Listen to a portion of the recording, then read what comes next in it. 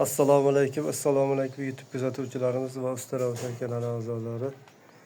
Mana yana bir yangi obyektimizga keldik. Xudo xolasa mana mayak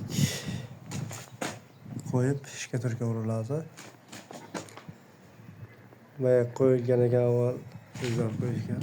Biza ates tashlab sirar qilishga turkalarni boshlaymiz.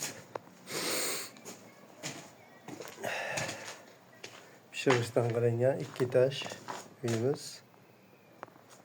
Xonalarimiz bor.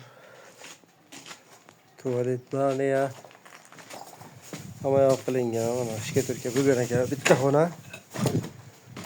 Hep chalaroq. Nasib bo'lsa endi. Mana havasini qilib.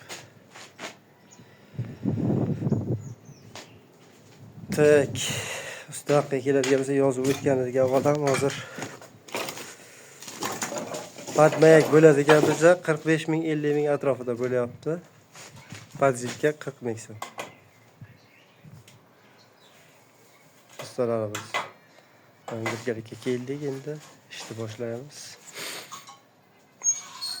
Bu mayakni qalin tashlagani sababi mana to'kni yopish uchun qalin qo'yishgan ekan. Keragi yo'q bu narsani.